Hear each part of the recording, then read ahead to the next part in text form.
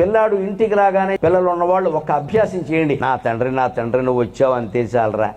అమ్మా ఇవాళ బడిలో ఏం జరిగిందంటే ఏం జరిగిందిరా అని చెప్పేసి భారతంలో రామాయణంలో ఘట్టం విన్నంత ఆసక్తిగా వినా. చెప్పావులే సోది ట్యూషన్కి వెళ్ళిపో అనకూడదు. రాగానే అవి ఇవి చెప్పొద్దని చెప్పానా? ఎవరికి చెప్తారమ్మా? నీకు చెప్పకపోతే తల్లి చేయాలి ఈ పని. ఆ బ్యాగ్ తీసుకుని అక్కడ పారేసి ఏంటి నాన్న ఏం జరిగింది? వాడు చెప్పిన కథ అంతా భగవద్గీత విన్నంత ఆశ్చర్యకరంగా వినాలి. వాడు ఇంత చేసేదంటే వాడు పక్కవాడు ఏదో చేశాడు, మాస్టర్ ఏదో ఓటాను అదే చెప్తాడు. మా అప్పుడు ఎప్పుడు ఇలా జరగలేదురా. ఇలా చెబితే కలిగే ప్రయోజనం చెబుతున్నాను నేను. చిన్నప్పుడు వాడు చెప్పిందల్లా మనం వింటే వాడు పెద్దయ్యాక మనం చెప్పినట్టే వింటాడమ్మా, అనుమానం ఉంది. మా అమ్మ నేను ఏం చెబితే అది వింది, పెద్దయ్యాక అర్థమవుతుంది నేను చెప్పిందా సోది తప్పితే ఏం లేదని. అయినా మా అమ్మ ఓపికగా ఉంది. మా నాన్నగారు పెద్ద ఆఫీసర్, ఆయన కూడా ఒళ్ళో కూర్చోపెట్టుకుని దశరథ మహారాజు రాముడు కబుర్లు విన్నట్టుగా విన్నాడు. మా నాన్న ఎంత గొప్పవాడు అని ఆయన కూడా అలాగే ఉంటాడండి. ఎందుకంత అద్భుతమైన వ్యవస్థను మనం కోల్పోతున్నాం? దీనికి రూపాయి ఖర్చు లేదే.